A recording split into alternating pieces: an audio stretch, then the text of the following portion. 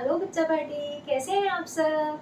उम्मीद करती हूँ आप सब अच्छे होंगे और मन लगाकर अपनी पढ़ाई अच्छे से कर रहे होंगे। स्वागत है आपका मेरे चैनल में। मैं हूँ दीपाली जैन। लास्ट वीडियो में हमने पढ़ा था गोल्डन रूल्स ऑफ अकाउंट्स के बारे में। उसमें आपने जाना कि किस तरीके से शॉर्टकट तरीके से हम अपनी जनरल एंट्रीज को कर सकते हैं इस चार्ट की मदद से। तो एक बार ये चार्ट रिवाइज कर लेते हैं और उसके बाद मैं आपके सामने खूब सारी जनरल एंट्रीज लेकर आई हूँ। तो उन एंट्रीज की इस चार्ट के थ्रू प्रैक्टिस करते हैं और देखते हैं कि कितने कम टाइम में हम इसे सॉल्व कर लेते हैं।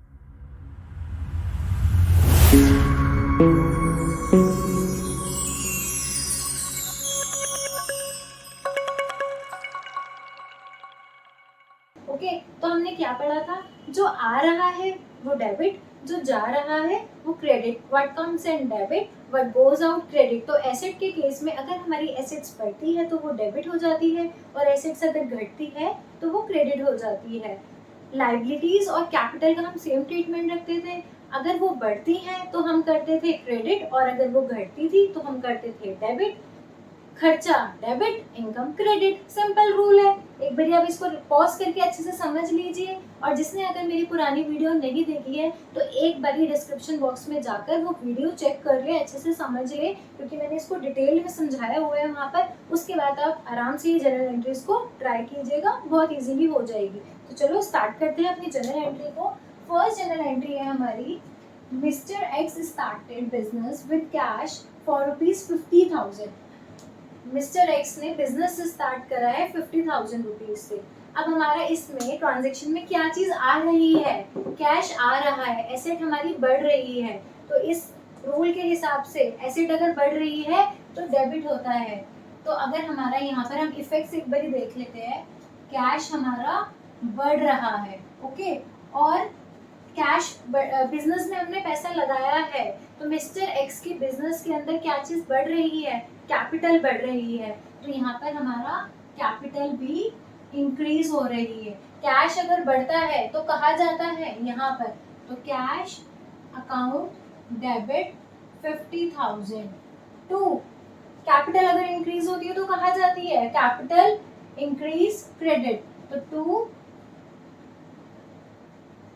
X capital account 50,000। नरेशन में लिखेंगे being capital introduced by mister X. Okay, next entry है, डिपॉजिटेड ₹10,000 इन बैंक। बैंक में 10,000 रुपए जमा कराए हैं। अब बच्चों एक बात बताओ, बिजनेस स्टार्ट किया, बिजनेस में 50,000 रुपए थे। अब 10,000 रुपए बिजनेस से निकाले और बैंक में जमा करा दिए। कैश बिजनेस से कम हो गया, एसेट कम हो गई। एसेट अगर कम हो जाती है तो क्या होती है, क्रेडिट होती है। तो टू कैश अकाउंट आएगा, लेकिन क्या बढ़ गया, बैंक बैलेंस 10,000 रुपए से बढ़ गया।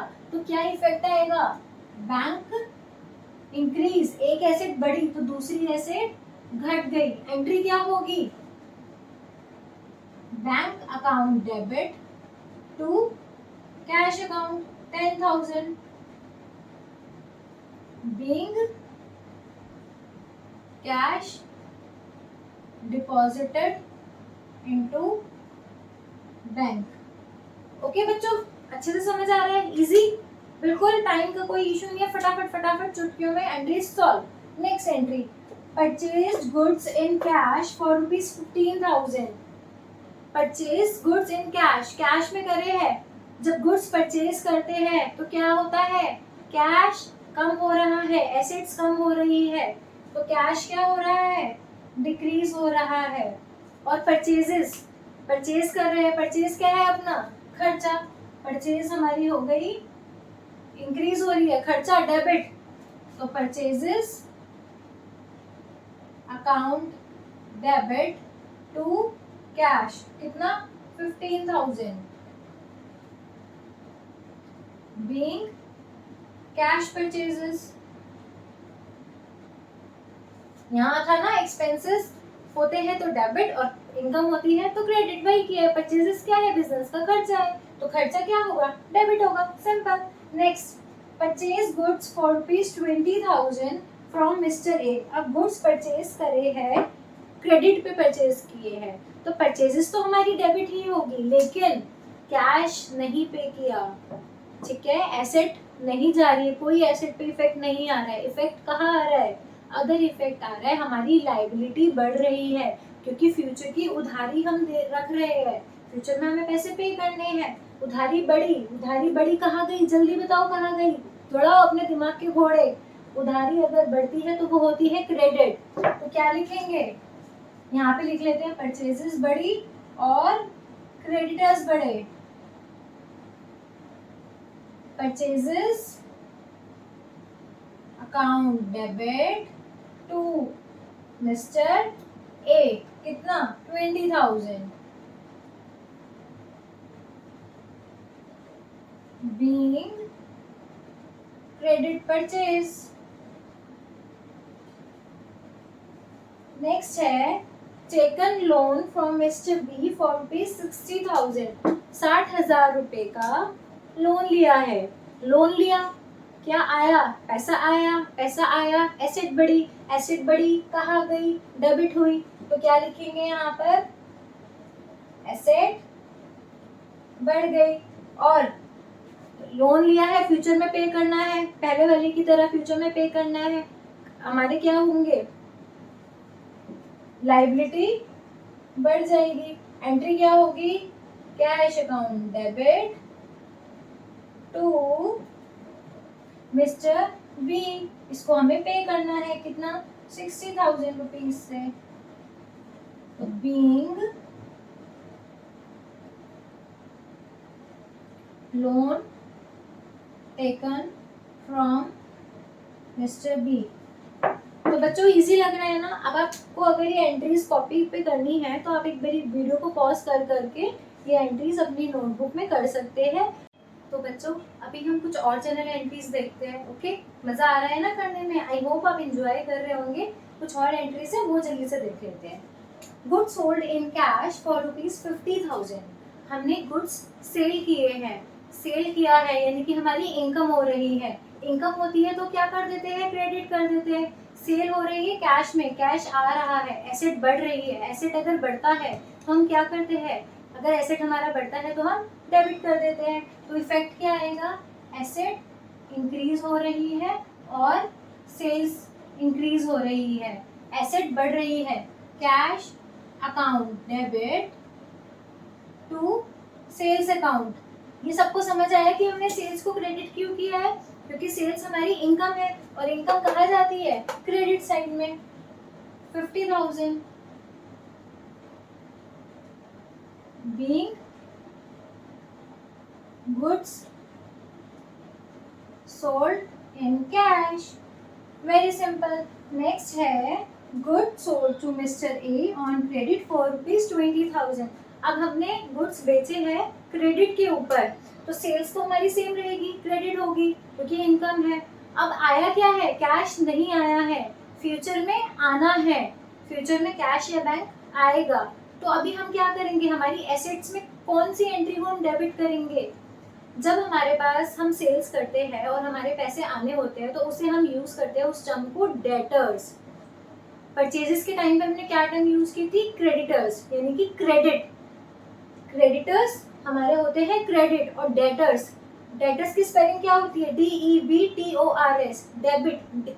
डेबिट से डेटर बनता है, तो डेटर्स हमारे होंगे डेबिट, क्योंकि फ्यूचर में हमारी वो एसेट हमें मिलनी है।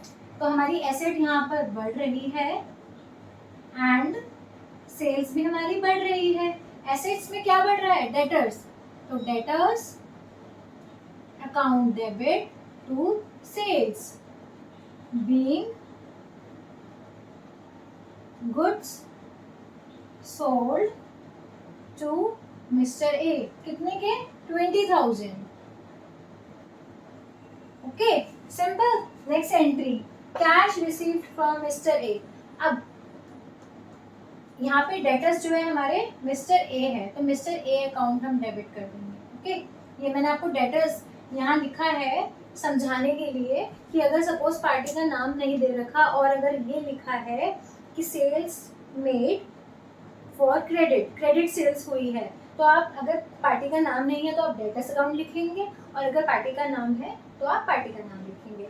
अभी क्या है, नेक्स्ट एंट्री में हमारे पैसे हमें रिसीव हुए हैं ए से, ठीक है। अब अगर पैसे रिसीव हो रहे हैं, कैश हमारा बढ़ रहा है, लेकिन जो डेटर्स है, डेटर्स हमारे कम हो रहे हैं, खत्म हो रहे हैं पूरे, क्योंकि पूरा 20,000 रुपये उसने उधार पे माल बेचा था और पूरे के पूरे 20,000 रुपये आ गए हैं। तो हमारी जो एसेट है, यानी कि जो हमारे डेटर्स है, वो हमारे हो रहे हैं कम, और ये जो कैश है ये हमारा बढ़ रहा है, और डेटर्स हमारे कम हो रहे हैं। तो यहाँ पे हम लिखेंगे cash account debit 20,000 to debtors. Debtors में हम क्या लिखेंगे, अभी हमें पार्टी का नाम पता है, तो Mr A being cash received from mister A. Okay, understood. Next entry है purchase furniture from Mohan on credit for ₹1 lakh. 1 lakh रुपए का फर्नीचर हमने परचेज किया है मोहन से। ओके, अब लिखा है फ्रॉम मोहन, कैश नहीं लिखा, क्रेडिट नहीं लिखा, फ्रॉम मोहन। तो हम क्या मान के चलते हैं, जब तक कैश नहीं लिखा होता और पार्टी का नाम हमें दिया होता है तो हम यही अज्यूम करेंगे कि हमने क्रेडिट पे परचेज किया है। क्या आ रही है, एसेट आ रही है, एसेट आ रही है, एसेट बढ़ रही है, तो क्या होगी, डेबिट होगी। और क्या जा रहा है, कैश तो नहीं जा रहा है। ओके, क्या हो रहा है, लायबिलिटीज इंक्रीज हो रही है। लायबिलिटीज अगर बढ़ती है तो क्या होती है, क्रेडिट होती है, सिंपल। तो अभी हम क्या लिखते हैं, फर्नीचर यानी कि हमारी एसेट, एसेट हमारी हो रही है इंक्रीज, एंड लायबिलिटी भी हो रही है हमारी इंक्रीज। एसेट हमारी है फर्नीचर, तो furniture account debit to mister Mohan. Mohan को हमें फ्यूचर में पे करने हैं, कितने, 1 lakh rupees. Being furniture purchased from Mohan on credit. Mohan से फर्नीचर परचेज किया है क्रेडिट पे। लास्ट एंट्री है paid salary to staff for cash for ₹5,000। 10,000 कर लेते हैं, 10,000 रुपए की हमने सैलरी पे की है। सैलरी खर्चा, खर्चा यानी डेबिट, और क्या जा रहा है, कैश, कैश जा रहा है, एसेट्स कम हो रही है, क्रेडिट।